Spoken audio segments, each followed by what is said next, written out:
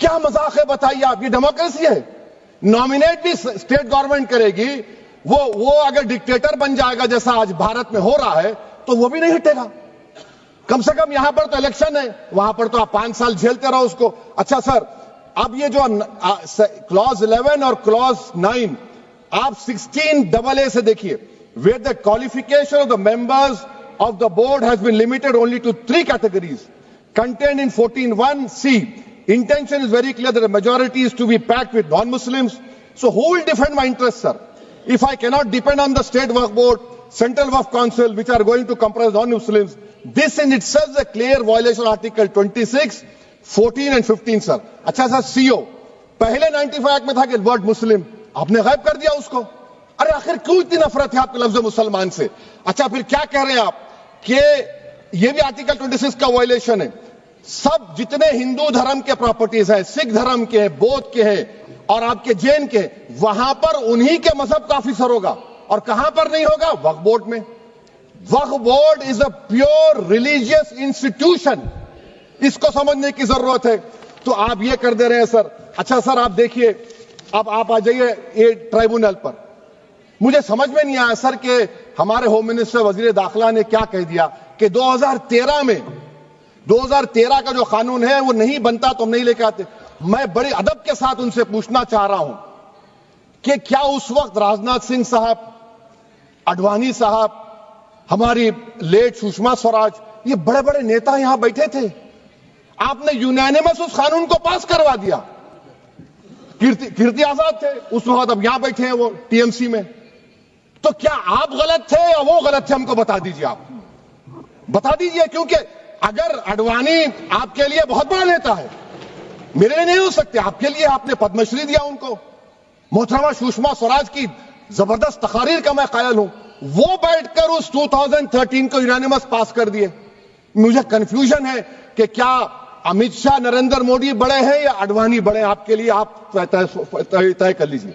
अच्छा सर, आपके tribunal sir, railway Clements tribunal, NGT tribunal, income tax, वैसे 14-15 tribunal है, हिंदू एंडोवर का ट्राइब्यूनल, सबका अपील नहीं होती, रिव्यू होता है।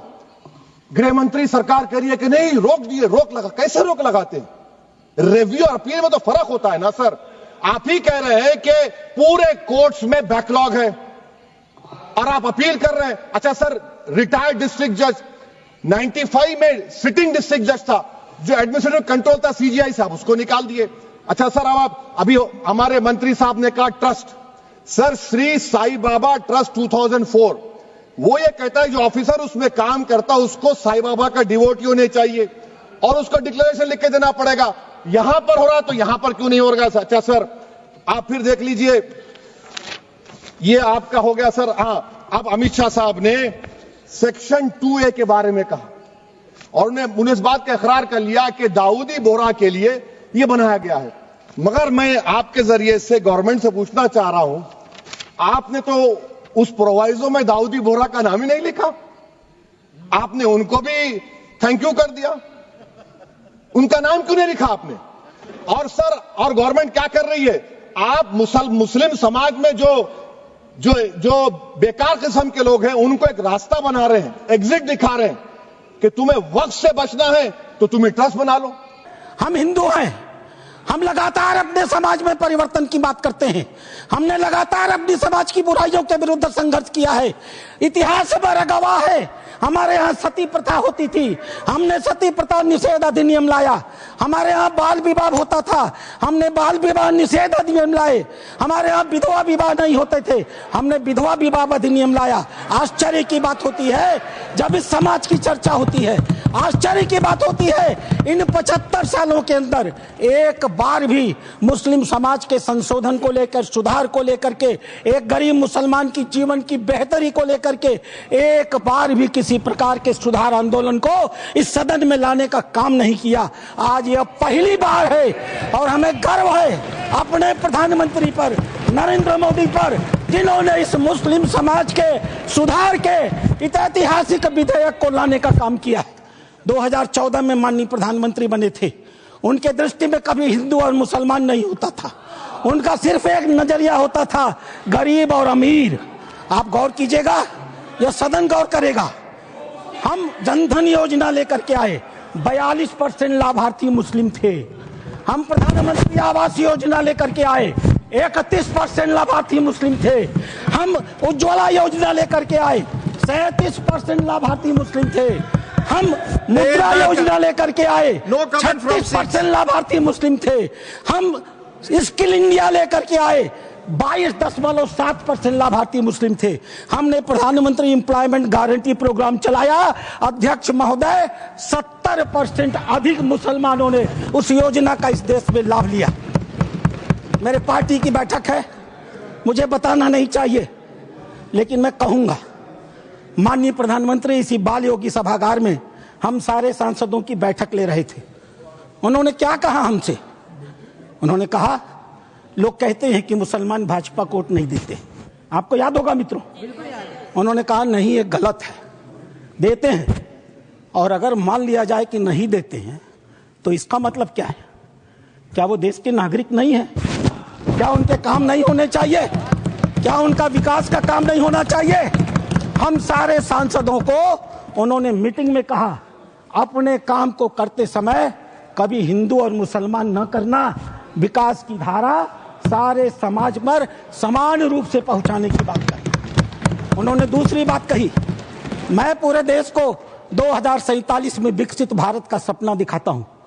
क्या 20% मुसलमान अगर देश का पिछड़ा रह जाएगा तो क्या भारत का विकास का सपना पूरा होगा? नहीं। हमें भारत के विकास का मतलब है 20% मुसलमान के विकास की भी योजना बनानी है। यह कल्पना माननीय प्रधानमंत्री ले सकते हैं। आजादी के 75 सालों के अंदर इस कल्पना को लेकर इस देश में कोई नहीं आया था। और तीसरी बात उन्होंने कही, सरकार के, और सबसे महत्वपूर्ण बात है, सरकार के स्तर पर सरकार जो कुछ भी कर सकती है मुसलमानों के जीवन की बेहतरी के लिए हम करने का प्रयास करेंगे। लेकिन मुस्लिम सामाजिक संस्थाओं की भी रोल होनी चाहिए। ये मुस्लिम पर्सनल लॉ बोर्ड की भी भूमिका होनी चाहिए। यह जमायत उलेमा की भी भूमिका होनी चाहिए। यह वक्फ कमेटियों की संपत्तियां जो पड़ी हुई हैं उनकी भी मुसलमानों की जिंदगी को बेहतर करने में भूमिका होनी चाहिए। यह बात आज की नहीं थी, ये लोकसभा चुनाव के 6 महीने पहले की बात है अध्यक्ष महोदय। उस समय वो कल्पना लेकर चल रहे थे कि अगर हमने मुस्लिम वक्फ की संपत्तियों का बेहतर उपयोग कर लिया, पारदर्शी उपयोग कर लिया, उनकी आय को बढ़ा दिया, उनके ऊपर जो कब्जा करके लोग बैठे हुए हैं उन कब्जेदारों को हटा दिया, तो स्वाभाविक रूप से जो अकूत संपत्ति पूरे भारत में मुसलमानों के पास आएगी, हम उसका इस्तेमाल गरीब मुसलमानों की शिक्षा के लिए, जीवन की बेहतरी के लिए, उनके मुसलमान महिलाएं दर बदर भीख न मांगे, अपनी इज्जत का समझौता न कर सके, कोई बूढ़ी मुस्लिमरा रात को खाली पेट सोने के लिए मजबूर न हो, हम उसके लिए व्यवस्था करके लाएंगे। और वस्तुतः अध्यक्ष महोदय, वक्फ अधिनियम की जो ही माननीय गृह मंत्री ने घोषणा किया, पूरे देश में तूफान आ गया। आश्चर्य होता है, वक्फ की घोषणा भी नहीं हुई, कानून सामने भी नहीं आए, विरोध शुरू हो गया। तुम्हारी मस्जिदें कब्जा कर ली जाएंगी, तुम्हारे दरगाह कब्जा कर लिए जाएंगे, तुम्हारे कब्रिस्तान कब्जा कर लिए जाएंगे, तुम्हारे मदरसे कब्जा कर लिए जाएंगे। मैं एक पत्रक लेकर के अध्यक्ष महोदय आया हूं। केरल और कर्नाटक की एक आतंकवादी संस्था है PFI, माननीय गृह मंत्री को आभार प्रकट करता हूं, उन्होंने बैन किया है। PFI की एक दूसरी संस्था है SDPI। आज SDPI, मेरे पास पर्चे हैं, मैं गृह मंत्री को सौंपूंगा और आपको भी दूंगा। आज SDPI पूरे देश में, मेरे पास राजस्थान के पर्चे आए हैं जहां SDPI सबसे कमजोर है, पूरे देश में पर्चे बांटे जा रहे हैं और बताया जा रहा है कि ये वक्फ कानून अगर आ गया तो मस्जिदों पर भाजपा सरकार कब्जा कर लेगी। आखिर क्यों? लेकिन ये लोग भूल गए, नरेंद्र मोदी किसी और मिट्टी के बने हुए हैं। आपके विरोध से वो डरने वाले नहीं थे। आप चाहे जितना भी विरोध करते, वो मजबूती के साथ एक आम गरीब मुसलमान, एक दलित, एक पिछड़ी महिला, एक अनाथ महिला, एक तलाकशुदा महिला, अनाथ बच्चों के साथ खड़े होने वाले थे और इसीलिए वो मजबूती से विधेयक लेकर के आए।